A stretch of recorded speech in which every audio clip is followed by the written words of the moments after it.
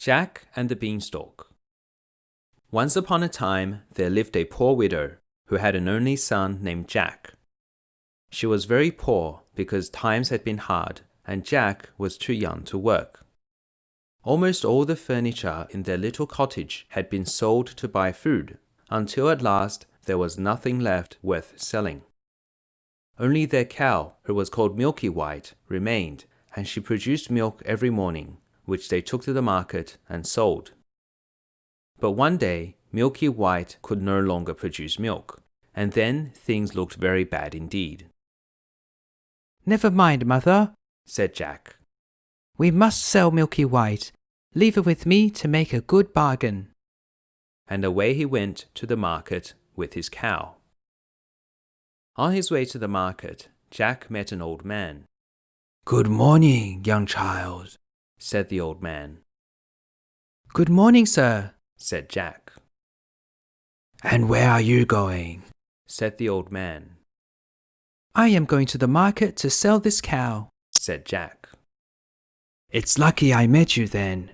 You may save yourself the trouble of going so far," said the old man. With this, the old man put his hand into his pocket and pulled out 5 curious-looking beans. "They're beans," said Jack. "Yes," said the old man. "but they're the most wonderful and magical beans that ever were known. If you plant them overnight, by the next morning they will grow up and reach the sky. And to save you the trouble of going all the way to the market, I am prepared to exchange them for that cow of yours." "Wow, magic beans.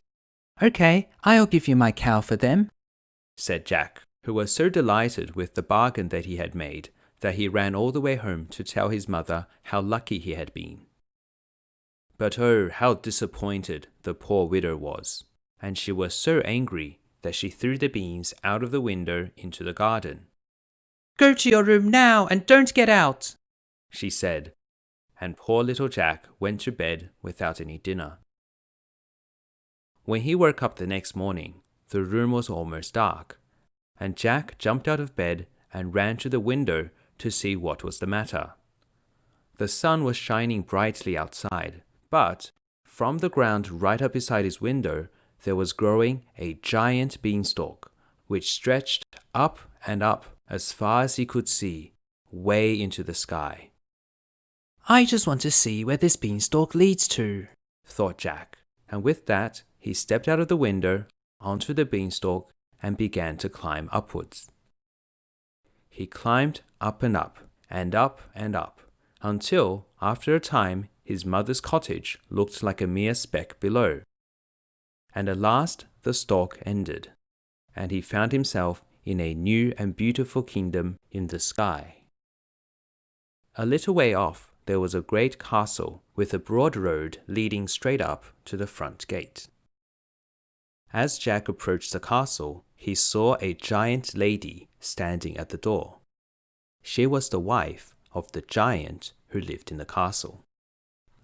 Jack said, "Madam, would you be so kind as to give me some breakfast? I've had nothing to eat since yesterday." The giant's wife, unlike her husband, had a kind heart, so she said to Jack, "Very well, little child, come inside. But you must be very quick about it, because if my husband, the giant, finds you are here, he will eat you up, bones and all." So Jack went inside, and the giant's wife gave him a delicious breakfast. But before he had half finished it, there came a terrible knock at the front door, which seemed to shake even the thin walls of the castle.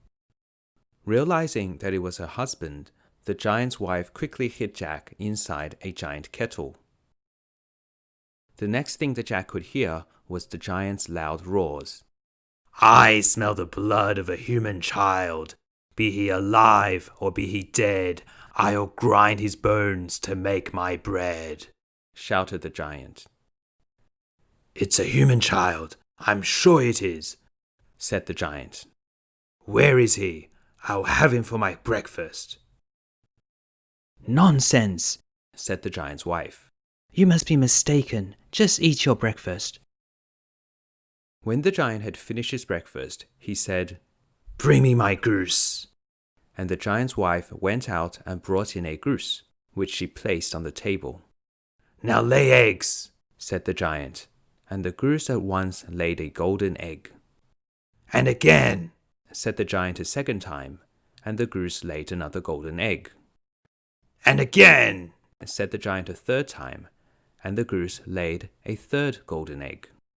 That will do for today, said the giant, and he stretched himself out to go to sleep. As soon as the giant began to snore, Jack crept out of the kettle, went on tiptoe to the table, and, snatching up the goose, made a dash for the door. Then the goose began to cackle, and the giant began to wake up. But before he was quite awake, Jack had already escaped from the castle. And, climbing as fast as he could down the beanstalk, Jack got back safely to his mother's cottage. The magic goose laid so many golden eggs that Jack and his mother had now more money than they could ever spend. But Jack was always thinking about the beanstalk. One day he crept out of the window again and climbed up until he reached the top. This time, Jack was careful not to be seen, so he crept around to the back of the castle, and when the giant's wife went out, he slipped into the kitchen and hid himself inside a giant oven. Soon, the giant came in, roaring louder than ever. I smell the blood of a human child. Be he alive or be he dead, I'll grind his bones to make my bread. But this time, the giant's wife was quite sure that she had not seen any little boys that morning. And after some grumbling, the giant sat down to eat breakfast. When the giant had finished his breakfast, he called out, Bring me my golden harp. Soon his wife brought in a golden harp and placed it on the table. Now sing, said the giant. And the harp at once began to sing the most beautiful songs that ever were heard. It sang so sweetly that the giant soon fell asleep. As soon as the giant began to snore, Jack crept out of the oven, went on tiptoe to the table, and seized hold of the golden harp. But the harp at once called out, Master! Master! And the giant woke up just in time to catch sight of Jack running out of the kitchen door. With a fearful roar, the giant seized his club and dashed after Jack, who held the harp tight and ran faster than he had ever run before. The giant, brandishing his club, shouted loudly, I am going to eat you. Roar! Taking terribly long strides, the giant gained on Jack at every instant. And Jack would have been caught if the giant hadn't slipped over a large rock. Before the giant could pick himself up, Jack began to climb down the beanstalk.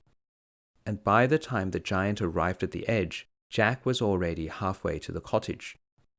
The giant began to climb down too, but as soon as Jack saw him coming, he shouted out, Mother, quick, bring me an axe!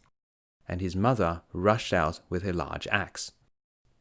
As soon as Jack reached the ground, he quickly grabbed the axe and cut down the beanstalk. Down came the giant with a terrible crash. Boo! It was the loudest sound that Jack had ever heard. And that was the end of the giant. Because of the magical goose and the harp, Jack and his mother became very rich, and they lived happily ever after.